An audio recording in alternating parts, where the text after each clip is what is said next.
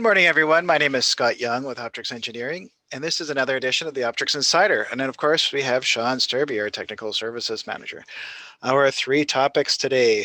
We're going to start with some numbers, and then Sean is going to expand on what they are, and that'll be interesting, of course. So the first one is 179,000 plus, not 1,000, 179 plus.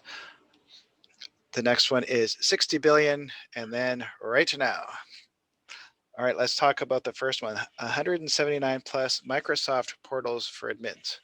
Right, yes. So trying to simplify the life of an IT administrator, a gentleman by the name of Adam Fowler, he did a Twitter shout out to his sysadmin supergroup. And he said, I've started this project. I've been trying to capture a list of all the known Microsoft admin portals. If you have any more to add to this site, msportals.io, please send them to us. He got like 50,000 hits on that Twitter feed. And now he has this site up and people have been throwing all sorts of links at him. So at this point, he is up to 179 plus MS admin portals, all in one spot. Now, okay, these are Microsoft portals that they have created. Like, perhaps explain what exactly this is and why do we need even 179? Why wouldn't there just be one? Anytime you go to any Microsoft product like Azure has a portal. Right. Azure Security has a portal. Microsoft Office or M365 has a portal. Kazalia has a portal. Skype has a portal. All of these different Microsoft products have an admin interface. Gotcha. Yeah, Microsoft 365 Online is different from Exchange Online, so there's a slight different portal.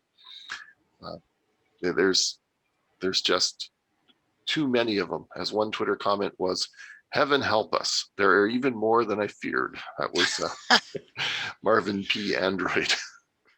It would be interesting if, kind of like Lord of the Rings had one ring to rule them all. It would be smart if Microsoft had one portal to rule them all, or give you access, one single pane of glass, as they usually call it. Interesting. Okay, well, good project, and at least everything is in one spot. Yeah, so I'm sure that's a really good page to bookmark if you're in IT. I've done that. Yeah. Yes, great. Okay. The second topic we have is 60 billion in terms of less DNS requests. Yeah, so this one was sort of hidden in with the news that came out when the attack happened on the U.S. Capitol buildings. But DNS is the unappreciated core of the internet. Everything that you do on the internet depends on DNS. And so the internet ruling group has a number of root servers, and that they take care of all, when you look up something, when you send an email, when you send a tweet, everything you do is dependent on these root DNS servers. Chromium-based browsers, as you're trying to type into the Omnibox or the search box at the top, they do a lot of DNS requests as they try and figure out what you're typing into that box. Is it a domain name? Is it a search query? And so the Chromium team, they redesigned its code to reduce the number of these DNS requests. And they released the update to the Chromium 87. The results of this is that these root servers had approximately 143 billion requests per day. After they released Chromium 87, it dropped to 84 billion, or approximately 60 billion requests less a day. That's a 41% drop. That's huge. So, A, it makes the internet more resilient, but B, I said Chromium, not Chrome.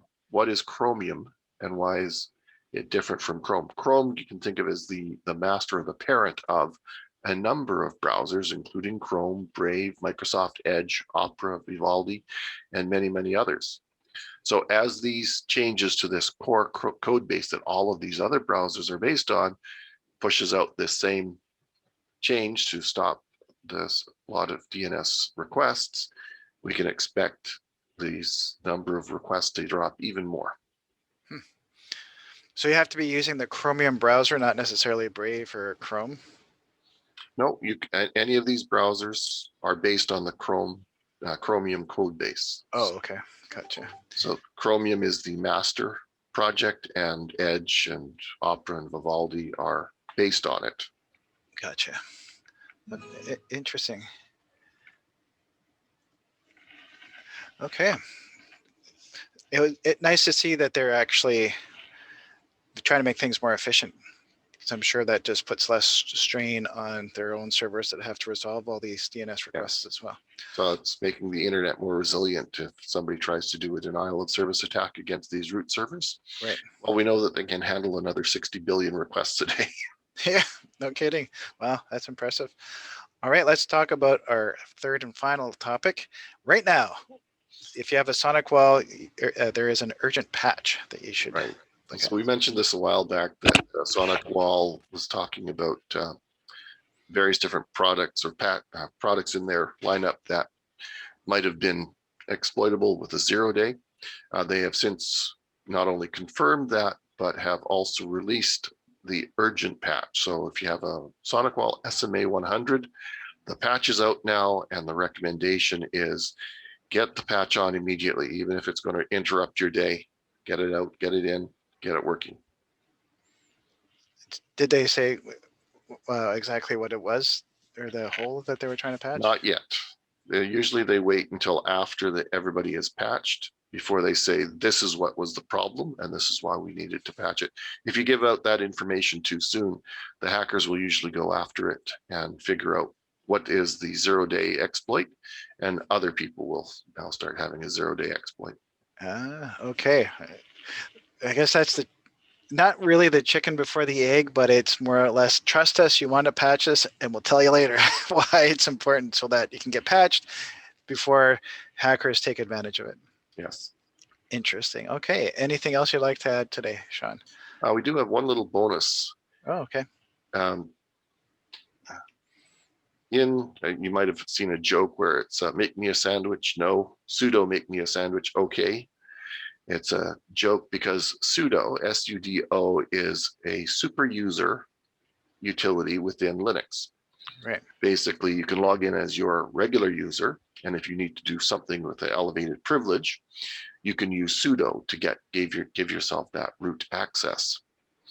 Well, they have found out that there is a bug in the sudo command that apparently is decades old, that if somebody has a login to a Linux system, they can abuse this privilege to give them root. So they don't actually have to be part of the sudo users group.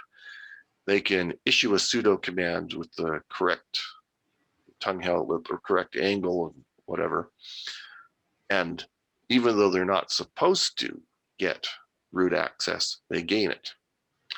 So you might say, well, I don't worry about that. I run a Mac, I run Windows. How is this going to affect me? Linux is on most routers and firewalls, especially those that home users have. They run embedded Linux, webcams, security cameras, any Internet of Things device, all of those digital assistants that we now have in our living rooms listening to us so that they can tell us when our deliveries have arrived at the door. They all run a version of Linux. So this bug has been around for a while and is now literally on millions and millions and millions of devices. Everything should be patched. Good to know. Good to know. So if you do own, especially an Internet of Things, which a lot of people do now, figure out, and we've talked about keeping these things updated anyways, but if you haven't figured out how to do that, it's worth figuring it out for sure. Yeah, and Mac computers were recently confirmed as being affected by it as well. So even desktops need to be updated. Interesting. Okay, well, thanks for that. All right, as always, if you enjoyed today's episode, please share, like, and subscribe so that you can get notified when a new video comes out. We try to do these about weekly. And also leave a comment below. We like to see those as well. Thanks, Sean, for your time, and have a great week, everybody. See you Bye. again.